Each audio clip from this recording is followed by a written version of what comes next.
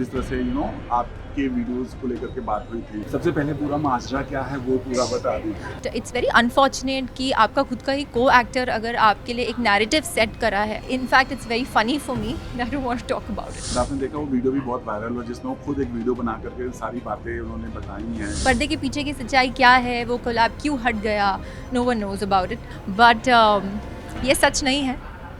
Everything was mutual. आप सब लोग मुझे कितने समय से जानते हैं. It's more than a decade in the industry. So मेरा टेस्ट ये तो नहीं है. असली कोई मैसेज आप देना चाहेंगे हमारे थ्रू, आप जो वीडियो वायरल हुआ उसके लिए? देखिए, इन्जॉय कीजिए क्योंकि मैं खुद ही इन्जॉय कर रही हूँ इस टॉपिक को. It's just a distraction. Scandal बोलो, बेसलेस कॉन्वर्जेशन बोलो, फनी बोलो, just enjoy your self and keep smiling. Let it be. तो बहुत बहुत स्वागत है आपका. अभी चूंकि अभी आप बहुत बज़ में थे, अभी बीच में आपको भी पता है ये जिस तरह से आपके वीडियोस को लेकर के बात हुई थी ना, गोविंद नाम जी ने बोला था कि आपने बिना परमिशन के उनके सबसे पहले पूरा माजरा क्या है वो पूरा बता दीजिए. कुछ माजरा है ही नहीं. I mean we can definitely, इतने अच्छे अवसर पर हम यहाँ पर आए हैं. सो मुझे अच्छा लगेगा अगर हम किसी मीनिंगफुल कॉन्वर्जेशन पे बातचीत करें. बट क्योंकि आपने ये सुर छेड़ दिया है आप हैं इसलिए मैं जानना चाहता और मैं भी हूँ, तो it's a very beautiful saying. कहते हैं ना, राय का पहाड़, making a mountain from mole hill. Exactly वही हुआ है. जो हमने पोस्ट किया था वो म्यूचुअल था. जो कैप्शन डिसाइड हुआ था वो म्यूचुअल था. And it is very obvious कि हम एक मूवी की शूट कर रहे हैं, गौरी शंकर गौरगंज वाले. तो जैसे कि हम किसी भी को एक्टर के साथ फ़ोटो डालते हैं, मैंने भी डाली है. अब अगर ऑडियंसेस कुछ कहे तो बात अलग है. बट इट्स वेरी अनफॉर्चुनेट कि आपका खुद का ही को एक्टर अगर आपके लिए एक नैरेटिव सेट करा है तो इट्स हिज कॉल. मुझे बिल्कुल भी फ़र्क नहीं पड़ रहा है. In fact it's very funny for me. I don't want to talk about it. But जैसे आपने बोला ये म्यूचुअल था, राइट? बट उनका ऐसा कहना है कि उन्होंने मुझसे पूछा भी नहीं था, और जबकि आपने उस कोलैबोरेट. आप एक बात बताइए, इंस्टाग्राम पे एक फ़ीचर है इनवाइट कोलैब करने का. इनविटेशन गया था, कोलैब एक्सेप्ट हुआ था. अब पर्दे के पीछे की सच्चाई क्या है, वो कोलैब क्यों हट गया, no one knows about it. मुझे भी नहीं जानना है. It's his call, it's his choice. But जैसे कि मैंने कहा, एक नैरेटिव सेट हो रहा है. And also there is a saying, कुछ तो लोग कहेंगे, लोगों का काम है कहना, तो कहने दीजिए, मुझे फ़र्क नहीं पड़ रहा.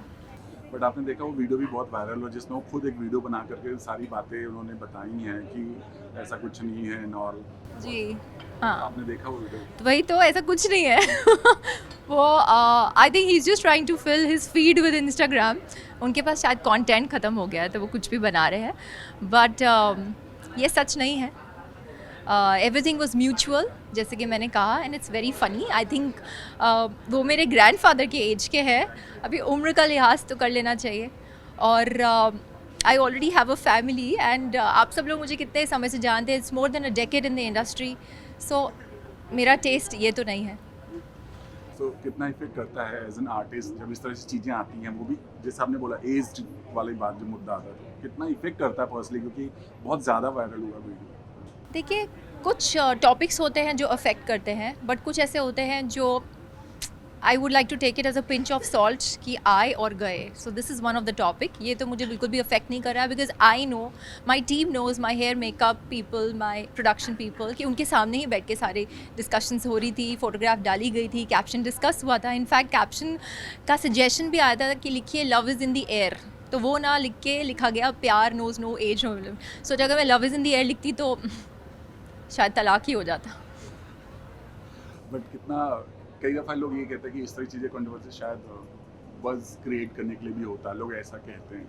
आप भी मानते हैं कि इस तरह की चीज़ें क्या सच में बज़ क्रिएट करने के लिए की जा सकती? हाँ, कोई करता होगा इसकी आड़ में बस क्रिएट. पर मुझे बस क्रिएट करने की ज़रूरत ही नहीं है. इनफैक्ट मेरा वो इंटेंशन ही नहीं था, हमारा वो इंटेंशन नहीं था. क्योंकि मैंने कहा इट वाज म्यूचुअल. और जैसे कि आप उनके फीड पे भी देखेंगे, खैर ये तो बात नवंबर की है, तो मुझे कुछ याद भी नहीं.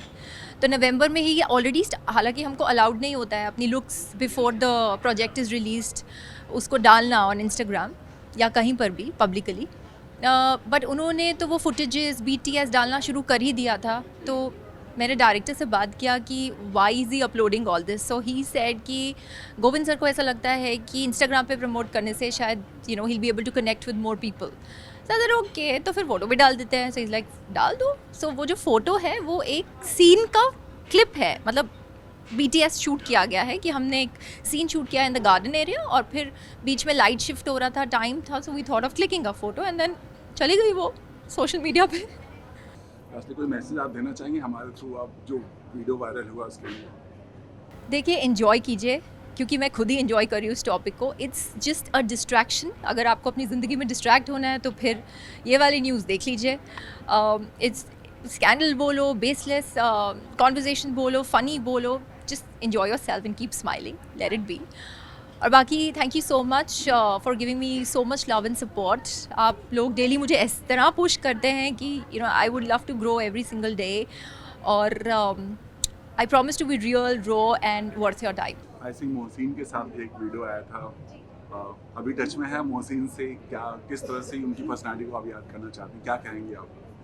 Mohsin Khan is a wonderful को एक्टर, और ऑफ कोर्स मैंने उनके साथ काम किया है, और वो गाना भी बहुत अच्छे व्यूज़ के साथ वो हिट हुआ था। राज बर्मन की आवाज़ का वो गाना है, तुमको देखा तो प्यार आ गया। So that was for Zee music. और ये शुभांगी का भी जो गाना है that is for Zee music. So Zee music से पुराना रिश्ता है। एंड मोहसिन की personality of course is charming, he is a wonderful actor, and अगर आगे काम करने का मौका मिलेगा तो definitely it's a big yes. वो बहुत टीवी के काफ़ी बड़े, बहुत पॉपुलर फेस थे, बट जब आप मिली थी उनके साथ काम कर रही थी तो उनका कुछ और आपको समझ आया कि जैसे नहीं कहते कि लोग स्टार होते तो थोड़ा स्टारडम दिखा था, ऐसा कुछ आपको लगा था?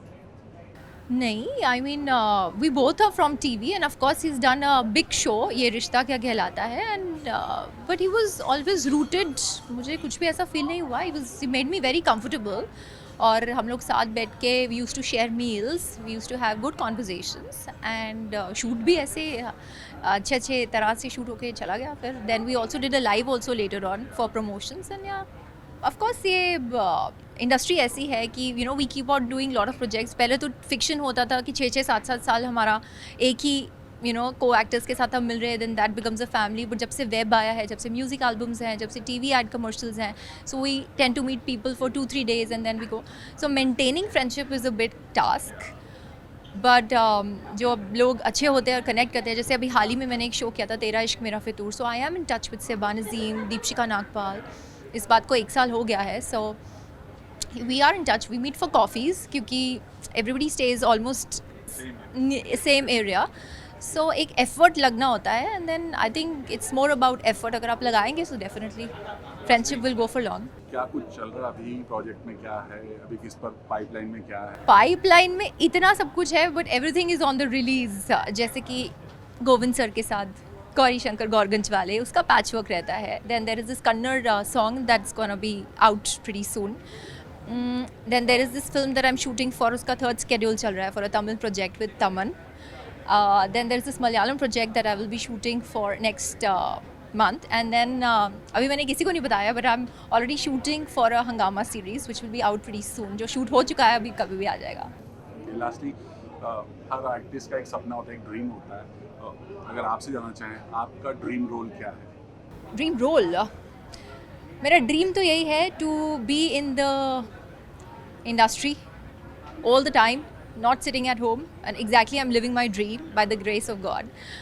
Dream role मेरा वही है. I mean, as such there is no particular role, because being an actor, I've been a prosthetic nurse का किरदार मैं निभा चुकी हूँ, फॉरेंसिक एक्सपर्ट का, डॉक्टर का, टीचर का, पायलट का.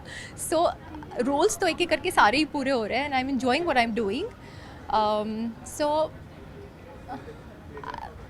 आई mean I am already living my dream. So as such there is no dream role, क्योंकि जो भी मैं सोचती हूँ या जो मेरा ड्रीम होने वाला होता है वो पहले ही पूरा हो जाता है. Thank you so much. Thank you.